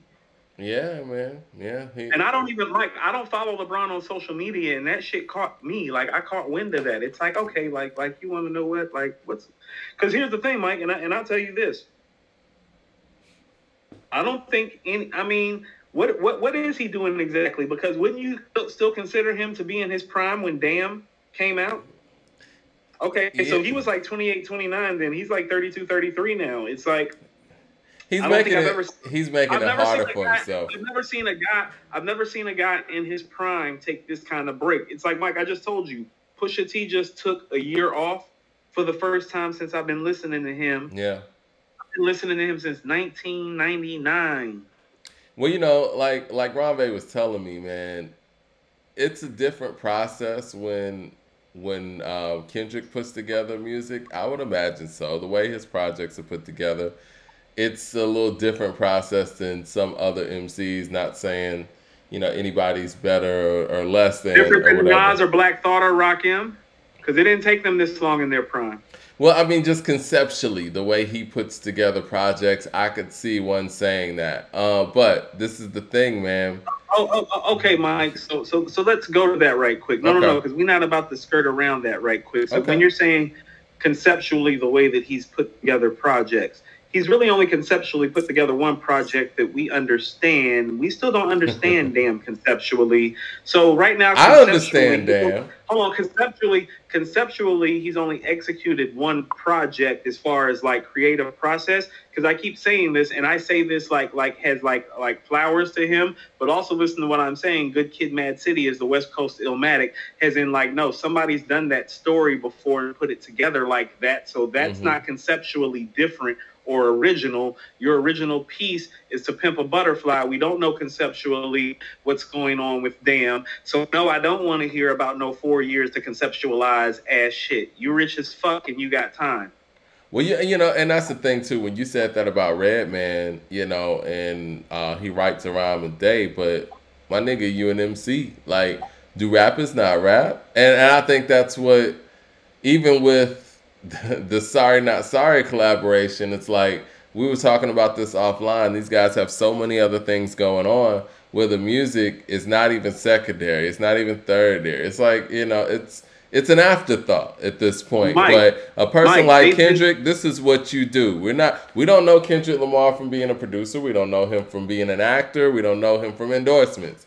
He's an MC. And Michael Jordan said one really important thing on this, well, a lot of important things on Last Dance, but he was talking about the Jordan brand. He was like, listen, I don't sell any shoes if I go out there averaging 3 points and 2 rebounds.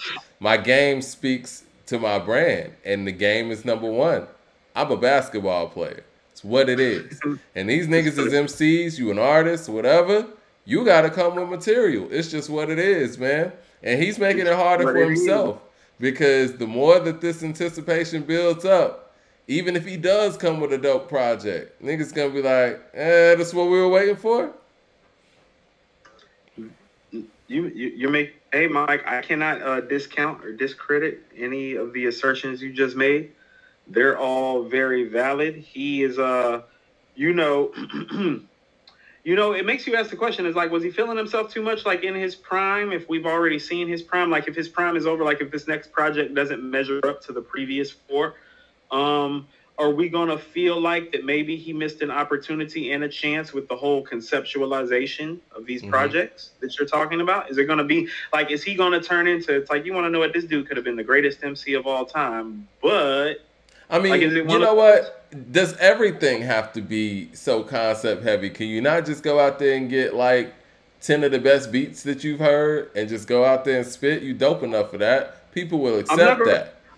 I'm not going to totally agree with that because I'm never going to knock an artist to being for being an artist and going in the creative space wherever it is an artist spirit lends them to. Like Mike, you know, I started off writing short stories and poetry, and in between it was rap, and I find myself back to short stories and poetry. If you were going to tell me that I ended up back where I started with my writing, I would have laughed at you, but that's where I am. And so like the creative space takes you in certain places. And so I don't want to knock his place or his space, but it's like, damn nigga, you rap for a living. Exactly. Are you rapping? Exactly. Because here's the thing about it, and let me speak to this. Oh, Jay and Nas don't rap on a regular basis, but you best believe that this is second nature going on. And here's what I mean when I say it's second nature. These dudes been rapping since they was like 12, 13, 14, 15 years old. They going on 50. Right. We're not even talking about 10, 15 years of doing something, Mike. We talking about 30, 35 years of doing something. And that's, you know what, and that's one of the... Mike, Mike, I can tell you from some of the things, Mike, I can tell you, I was just saying this to somebody about a month ago. I've been writing, I'm 39. I've been writing stuff, like jotting stuff down. When I realized I couldn't express myself with my words, I started writing things out when I was about 12. Mike, I can write anything that you ask me to write at the drop of a dime now. These dudes are like 10, 15 years older than me, and they're masters at their craft. Mm-hmm. And there's a certain mastery that comes with that when you're that far in. So no, they cannot be doing this. This can be fourth and fifth, and they can still go perform and put out a solid song. They're like 35 years in. This shit is second nature. Do not overstate your nature and think even because you've been doing this 10, 15, 20 years that you're at a mastery level. Scarface's album is called Emeritus. It's one of his best albums. An emeritus is a certain status that you reach in professorship in teaching. Jay and Nas and Scarface, they emeritus. Kendrick's not emeritus. He is behaving like he is emeritus. No, you're right. And that would be my qualm with it. It's like, oh, no, nigga, you're not emeritus. Like, you can't walk in the room and, no. Whatever he's cooking up has to be incredible. I mean, it has to be things that people have never seen. Yo, did you see that clip that was on According to Hip Hop when Mad Skills was on Drink Champs? And he was talking about his whole relationship with Jay Z and how he kind of came across Jay Z early from working with Clark Kent. Did you hear that? You see that? No, but Clark Kent did tracks From Where, which is Mad Skill's first album, because Mad Skills was the first really rapper to make it out of Virginia. Yeah, because Clark Kent was fucking with Mad Skills early. So anyway, he was saying that, when Clark Kent was rocking with Jay, he was rocking with Clark Kent too. And, Skills, being the young MC, was like, yo, man, I'm the best, whatever. And then Clark Kent's like, nah, man, this nigga's like God MC level. This is before Jay even put anything out. So anyway, he said, fast forward a few years later, I think it was like 97, 98. And he said he was in the studio with Timbaland or whatever. And Timbaland was putting together Tim's bio, that album. And so Tim had left out. Lobster and Scrimps on there? Yeah.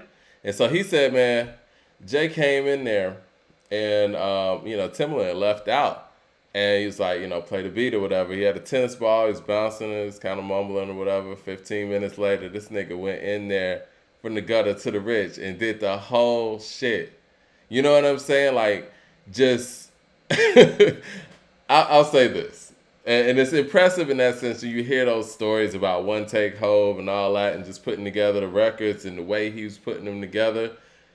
He had a prime where he was on a roll, but where I give him props is you can hear when Jay wasn't quote unquote inspired, and he still gave you albums, or still gave the label albums, gave the fans albums, gave them hits. And I gotta commend an artist that does that, because a lot of artists could say, you know what, I wasn't inspired, I waited until I was, but this guy had to have pushed through moments when he wasn't inspired. Like, you could tell the Blueprint, boom, I'm inspired. Dynasty, I got to put out a record. You know what I'm saying? Volume 3, I got to put out a record. Whatever. That takes talent, too. No, hey, Mike, I told you, like, the comparison that Yaya gave me in my early 20s about, like, Nas and Jay Z is, like, held like he's Emmitt Smith. That workman mentality, 5 yards of carry, lunch pail, gonna bring it every play. Like, no, that's Jay. I've never tried to knock his work ethic, ability, knowledge of the game. Like, he shows up for work, man. And I'm gonna say this about my two favorite MCs. Hold on, I'm gonna say this about my two favorite MCs, and one of them is admitted to it, and the other one really hasn't. But you know it exists. Oh, Nas and Rakim don't show up for work every day like Jay, Mike. Not in their prime. Like Rakim talked 3,000 either, you know? No, Mike, not. I mean, Rakim talked about when he was coming back, when he was dropping the 18th letter. I'll never forget, there was a year-end edition of The Source. They had an article with Rakim in the back. The only reason I went straight to the back for the Rakim article, and he was talking about how, like, his father had passed, and he was just sitting around, and he was like, Ra, you need to get up and do your fucking job. And, like, right then I realized, it's like, hold on. I was like, the best MC of all time ain't been writing rhymes? Like, cause Mike, this is still 97. He's still my number one, even over Nas. And so I'm like, the greatest MC of all time hasn't been writing rhymes for years. I'm like, what? Yeah. Like, because that was my impression of it, but it let me know that he wasn't working every day. Jay never struck me that way.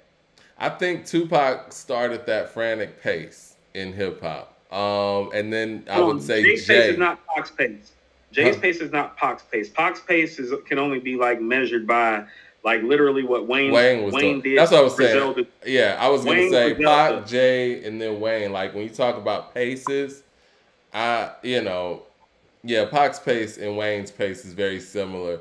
Being in the studio, recording, engineer throw on the track, boom, get to the next one, boom. Hey, you want to know what's more like? Okay, so it's all about what you think is incredible. So you're bringing up the Jay shit, like the Pac stories, or like Pac was always so ready to go and amped up and charged up. It's like you had 15, 20 minutes to write your verse because Pac was either trying to make the next move or get to the next record so he could make the next move. Yeah. So it's like Pac was getting his shit done, spitting it out, being done, and would be looking at you like, hey, nigga, you got to get this shit done in 15, 20 minutes or you ain't going to be on this track because I'm going to start the next song. Like, there's greatness in all sorts of shapes and measures. Yeah. And I think that Wayne probably got his pace from Jay, but his pace is more like Pac's, and he didn't really recognize it. But yeah, I mean, unfortunately, we didn't get Pac to stay around long enough to really see how how that whole pace would shape up, in a 10-year span. You know what I mean? It was like we got everything so bunched up in one period of time, and it got paced out when he was no longer able to record. With Jay, we were able to kind of see what that frantic pace means long term, and how you just build up a catalog, and how you're able to throw verses here, and he kind of stands alone in that sense. I'm going to tell you something as a big Tupac fan, and everybody know this, is super acquainted with his catalog. It has always fascinated me where he would truly fall in the all-time great MCs when it all got said and done, had he had a regular career. Yeah. Because of this, he was progressively getting better as an MC and a lyricist, and he already had everything else in the bag in spades. I actually think, and I'm not being biased when I say this, when I listen to the MC that I hear on All Eyes on Me and Machiavelli, it's like, oh, well, if all things being considered, if he keeps on that trend and that pace sounding like that as an MC, that's the greatest MC of all time, because nobody can make you feel what he feels except for Face. And now he's spitting at a level, making songs at a level, and choosing beats at a level. Oh, you cannot fuck with that guy. No, I agree. And I think that, people talk about Pac's sad still. I'm a grown-ass man, and that shit still makes me sad. I was a teenager when he died. Pac wasn't no lyrical miracle individual MC, but I felt like he could do. He was trending in that capacity when you listen, Mike. That's what I'm saying. He could do any of that stuff, though. You can hear on Mind Made Up. You can hear on, you can hear on Mind Made Up that he could do that stuff if he wanted to. He chose not to. He wanted you to feel what he was saying. But what I'm saying is that he had got it to a point where he had learned how to disseminate the message songs, spit the vitriol, and was actually turning himself into a dope lyricist and beat maker phenomenon. You know what All Eyes on Me told me, man, is the fact that he could rap on anything, man. Hold on, speaking of All Eyes on Me, did you hear what DJ Quick was talking about earlier? No, what Quick say? DJ Quick got on live, and I guess Death Row, or whoever owns Death Row now, Hasbro, they sent him a royalty check for like $188, and he burned the shit, and he was like, I'm tired of, not getting my credit for work that I've done in this industry. And he started naming records that he has done that, I didn't know. What did he do? Hold on. Let me find this real quick. What I tell you about Quick? Didn't Quick make my top 10, Mike? I think he said that he had a part in the club. If I can't do it, it can't be done. The other 50 Cent record, hold on, I'm finding it right now. That's why I'm looking down. He was where is it? Goodness. Anyway, I'll find it in a minute. But yeah, he was basically saying, I think it was the R. Kelly record. It was another record that, hold on, let me find this real quick because this is important. But yeah, he was just talking about, you know, I'm not going to be the unsung person in this industry. I want my credit, and I guess that check woke him up. Let me say this. I think when we did our top 10 producers, I think I had him in the top 10. If I didn't, I had him right outside. But if he's produced some of the tracks that I think he's produced for the projects that he's been around, he's easy top 10, and we need to give him his flowers. Quick as a monster. And for me personally, I think he's the second best producer to ever come out of the West Coast. Well, this is what he said. I agree with that. He said Nelly Hot in here. Kendrick Lamar. Yeah. Hold on. Back up. Yeah. Back up. Kendrick Lamar, King Kuta. R. Kelly, Home Alone. Tupac, All Eyes on Me, the song and the work that he's done on the whole project. That was the best. That was my favorite record on Book 2. Yeah. 50 Cent, In the Club, and If I Can't Do It, It Can't Be Done. But yeah, the Hot in Here kind of threw me for a loop. Hold on. If he did those records, Mike, if he did In the Club and Hot in Here, he easy top 10. It's a game changer. And I think it needs to be explained a little bit more. I don't even like Hot in Here, and I know that's a game changer. Yeah, people got some explaining to do, man. And the fact that you got some motherfucking explaining to do. Yeah, people got some explaining to do. He said, I love TDE and everybody over there, but y'all need to give me my credit for King Kunta too. Ooh. Yeah, I find that very interesting. So yeah, that's what was going on with that, man. Speaking of All Eyes on Me, and he was like, man, for all the things that I've given to the game and all the work that I did for Death Row as a label, he was like, I put my life on the line at that point in time, man. And y'all send me a check for $188. So. Mossberg. So yeah, I think that Quick's gonna keep talking about this because again, the fact that he's never gotten credit for Hot in Here, and it's been like 20 years since that record came out. Mike, he did Hot in Here and In the Club. Mike. Yeah, that's a lot of royalties, man. That's millions of dollars. No. That's not just the money, Mike. That speaks to the range and the brilliance too. Yeah. One is hi-hat heavy. One is drop and bass heavy. When a producer can execute at that level and give artists succinctly different hit records like that, that means that producer is all-time great. You know, Hot in Here, what was that, 2001 or 2002? Yeah, probably 2001, 2002-ish. In the Club was 2003, well, All to Get Rich or Die Trying. That would explain how he ended up on the Black Album in 2003. Because I always thought that was a weird choice for Jay.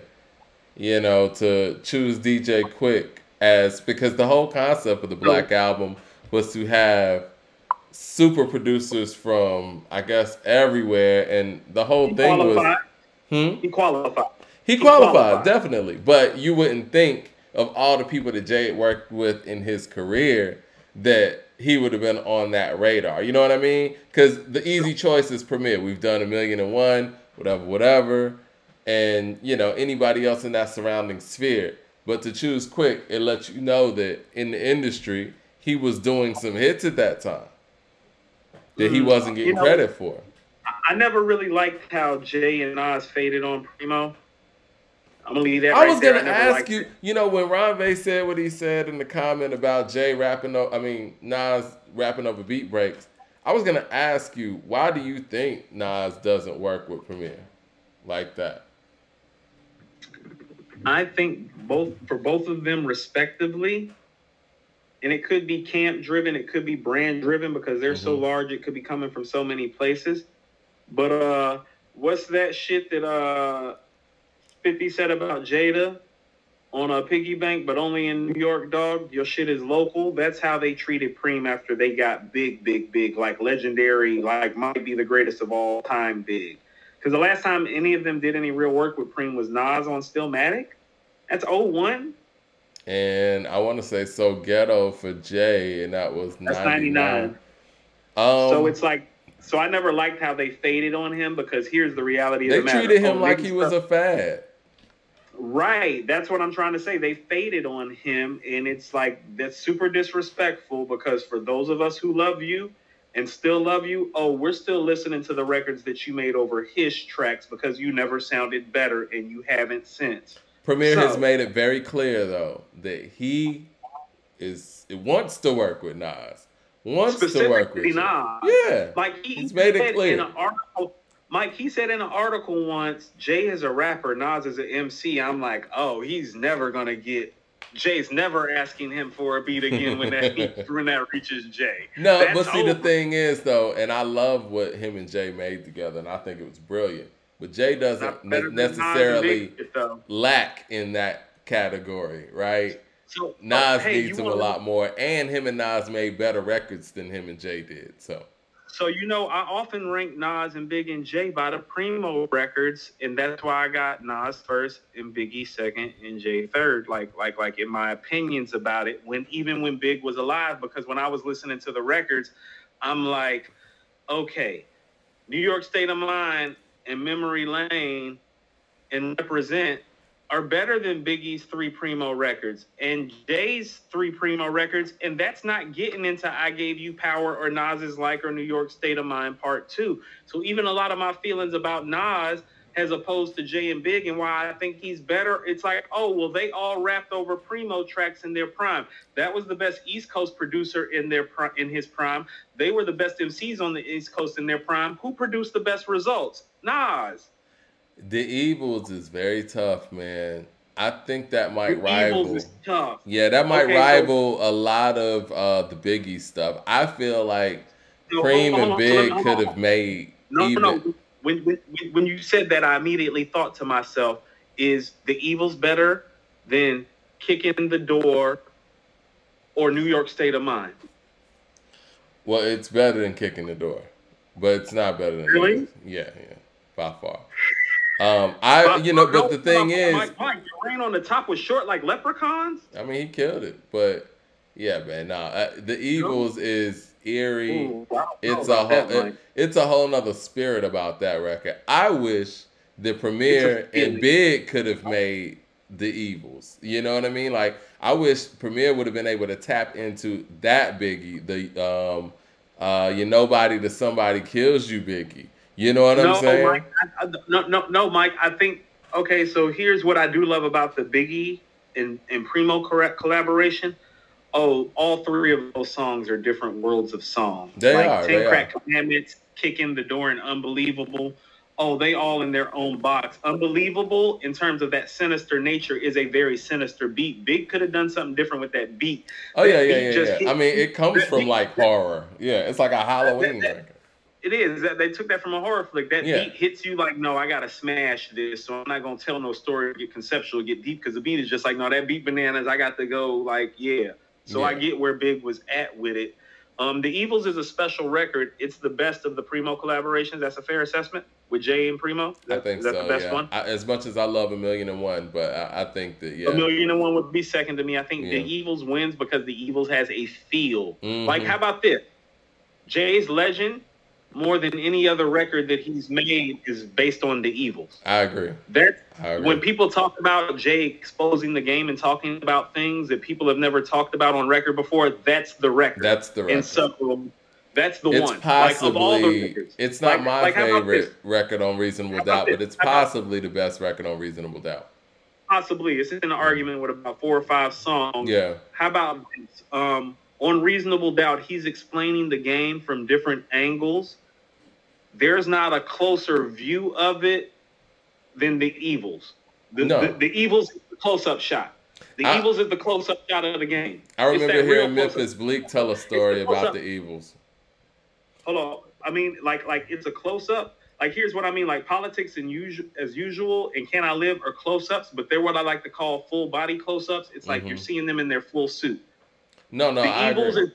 The Evils is the close-up where you just see their face and you can see, like, the pores in their skin. He really went deep. You know what I mean? It's personal. Yeah, it's very personal.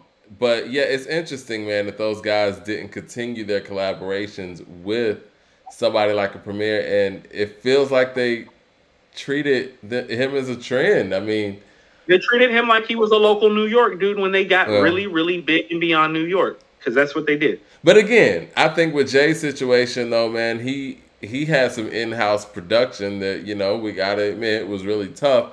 I don't understand why Nas didn't continue to work with him. I don't understand why Nas didn't continue to work with Large Professor either. I think they made great records together. It could be one of those things where Nas just wanted to try new stuff. I mean, again, that could be artistic freedom too. They both obviously wanted to try new stuff. When it comes to Todd Walton says that DJ Quick did the claps in the club. Okay. I mean, listen. That's still a credit from one of the biggest rap records ever that he deserves to be accommodated, paid, and recognized for. He deserves a co-production credit. If his claps were that important, where they needed him to do that and needed him to use it, then he should get his credit. It's a co-production credit, is it not? You know, and again, I know. Is that not notoriety? I helped put in the club together. Raphael's, like, you want to know what I realized is like, remember How Does It Feel by D'Angelo? Right. Oh, well, Raphael Sadiq and Angie Stone helped put that together, and they deserve their credit for it, and they got their credit for it. You got to give people their credit when they're doing stuff. Yeah. I mean, look, if somebody had a part in making something a whole, then they need that credit. It's what it is. Because if it was like that, don't use it. I told you these niggas be out here stealing shit, Mike. Like, that shit is personal for me. Like niggas be out here stealing shit. People deserve their credit. And for somebody who's as established as Quick, for them to not give him his credit, imagine the people that are on the come up and what they doing to them.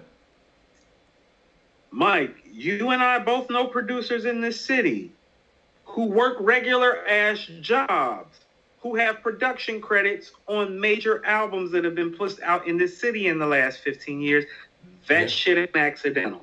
No. And you know, it's people need their credit. And I'm glad that Quick is saying this. I hate it's taking this long for him to say something like this publicly, but you know, I had no idea. I want to know what he did on Hot in Here. And the fact that that's the Neptunes, I'm even more confused. Did they sample him or something and he didn't get credit for that? Like, or was he actually in the studio with Pharrell and Chad? All jokes aside, and so, like, we're going to speak to this. You and I had a whole conversation about Puff earlier, and I was like, no, Puff is a creative genius. You just shouldn't sign to Puff. And R.I.P. Black Rob, his funeral was today up in Harlem. And Puff took care of, like we talked about last week. But, you know, one thing with all these dudes, and I guess here's my real problem with it at the end of the day, it's like, and I try to get my people to understand this on a fundamental basis, and we just need to start maybe speaking to this. You don't got to take from your own to win. We already got people out here taking from us. Like, what's wrong with these motherfuckers? Like, I mean that shit from the depths of my soul. What's wrong with your bitch ass? It's like you know, I think it's one of those things. Ass nigga. No, you a bitch ass nigga if you can't stand on your own two and be a man and give another man credit, or a woman for that matter. You a bitch ass nigga. You know what I think it is, though, man? Nigga shit. And not to interrupt you, man. You know what I think it is, man? I think it's like that fraternity type of mentality where it's like, well, shit, I went through it, so now I gotta put this person through it. You know what I'm saying? Tommy told to fuck Puff over, so Puff gotta fuck everybody over. No, how about fuck that? How about do better? Right. How about the fact that I went through an experience that I don't want anybody else to have to go through? You know. So one thing I will say about Puff, though, from what we know, the producers get their credits. I will say this. I've never heard any stories of anybody saying that they didn't get the credit that was deserved from whatever they did. Producers normally don't have gripes with Puff. At least not publicly. It's the artists.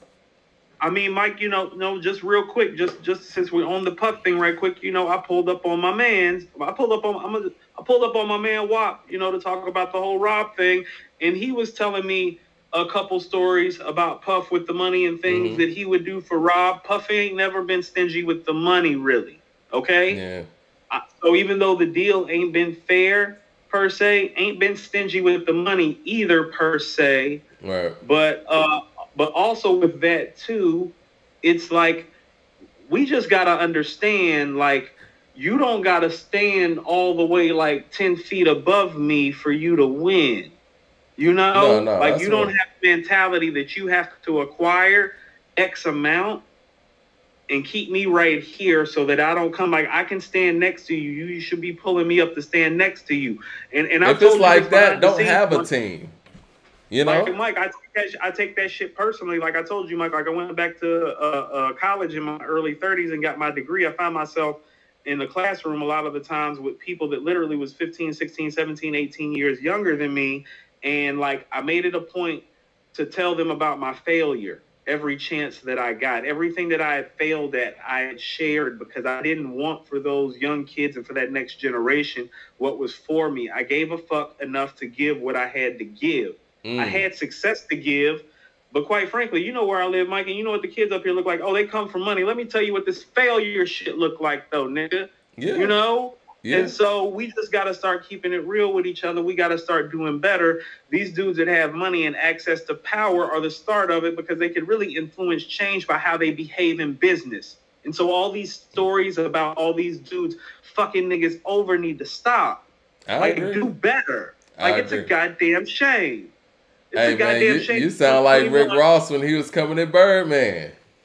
No, you're right. Idols Become Rivals is one of the best diss songs ever, and I told you that, and it made my list when we did a list about it because, no, he was telling the truth. Like, stop doing that shit. Like, Ross ain't fuck nobody over to shine. Like, he said it on his last album. I'm stacking my chips up. I'm trying to sit with Hov. But he ain't trying to fuck nobody. He ain't trying to fuck nobody over to sit with Hov. He trying to sit down at the table the right way. Sit down at the table the right fucking way. Yeah. Yeah.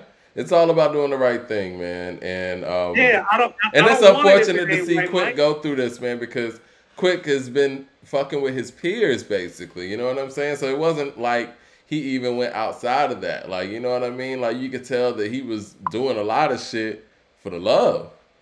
Okay, so let's say this. Let's go to those claps on in the club real quick. Okay. So Dre's supposed to make sure Quick straight. You feel what I'm saying? Oh yeah. Fuck all that. Fuck all that. Yeah. And I mean that. I mean that on a level. It's like, nah, nigga. Okay, it's like they not cutting you a check, but I am.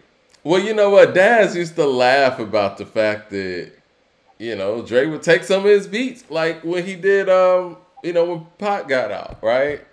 And Ambitions as a rider? Yeah. Like, he would just tell niggas, you know, I got this beat, and it'd be somebody else shit. But that's what I'm saying. What? Why, Mike? You're Dr. Dre.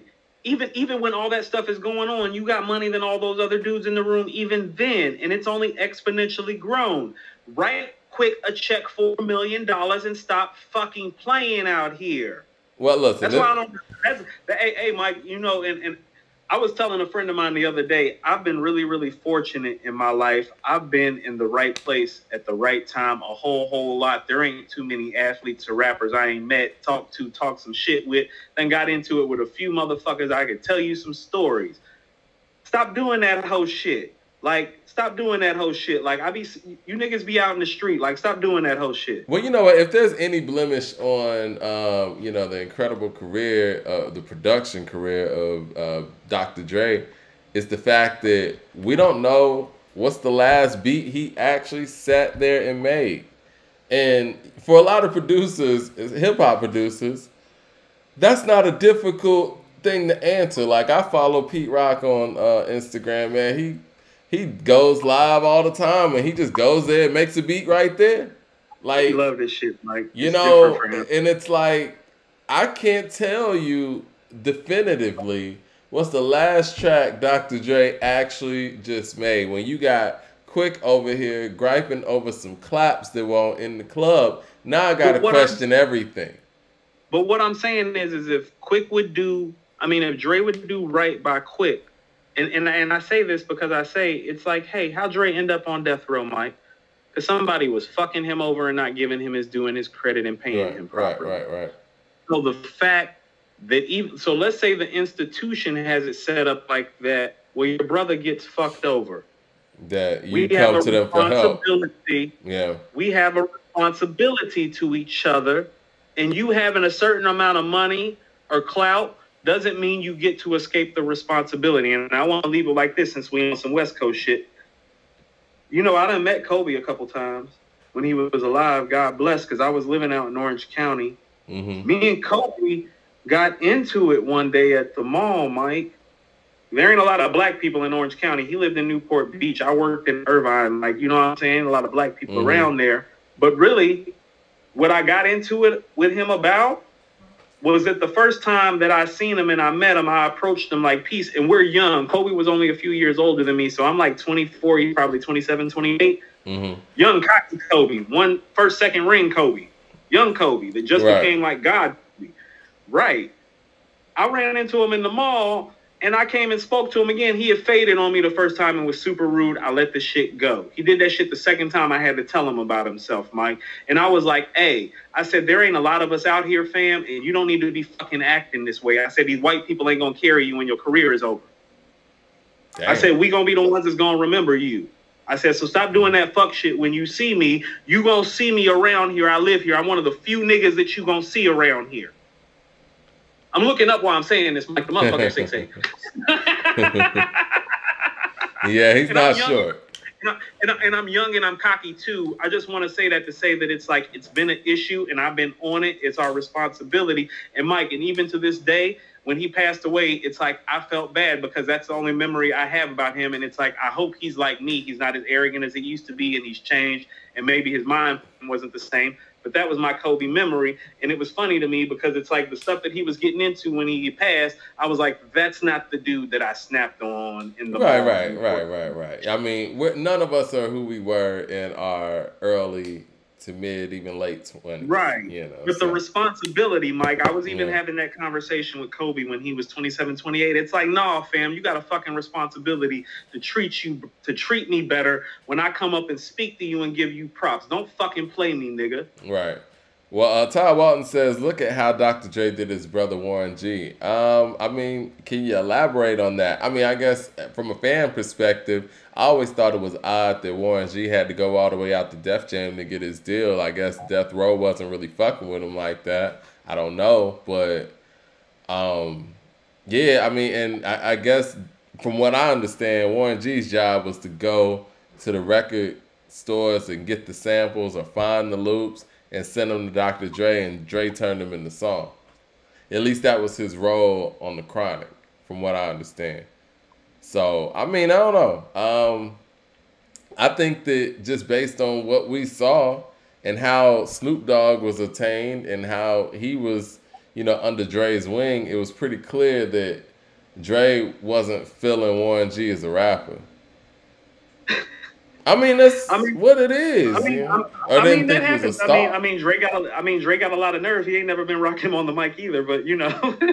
Well, I mean, I guess as a producer, I guess he didn't think that Warren had it like that. Because again, 213 was Warren, Snoop, and Nate Dogg, and all of them got burned under Dre. Hey, Mike. Regulate is almost as big as any big record Dr. Dre ever made. So, I mean, Warren G got something. Warren G got something. And you know what? Mike, Regulate was probably the rap song that year. That was a rap-heavy year. Yeah, that was a big record. And, you know, I mean, Russell Simmons says all the time that Warren G saved Def Jam. Def Jam, he does. Did I say Death Row before? My bad, Yeah, Warren G saved Def Jam with Regulate. And it's unfortunate that Death Row wasn't able to be a recipient of Warren G's solo debut because that was a big album. Again. Hold on, Mike. So I'm going to tell you something that I noticed immediately when I realized that Warren G's first project was coming on Def Jam. I was thinking to myself, why the fuck isn't this coming out on Def Row? He tripping. I didn't understand that either. And you know what? That really affected how Warren G's debut album could be and the features that he could have. I mean, Mike, I don't know about that because if I'm not mistaken, either the single or the album went like triple or quadruple platinum. No, it was very successful. I'm talking about, you know, just as far as like, you know how those Death Row records were back then and, you know, having Lady of Rage on there, and it could have been even better.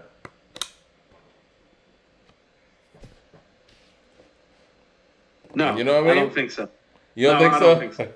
No, I just thought about that. Hold on, I was marinating for a second. I was like, no, Mike, you tripping a little bit. But well, shoot, man. Go ahead. No. I feel the vibe that you're on. I just, you know, I'm just tired of it, Mike. We grown ass men. These dudes are multi-millionaires.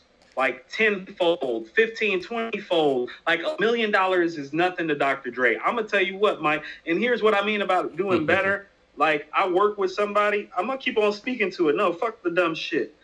Like, I work with a young lady. She's 21 years old.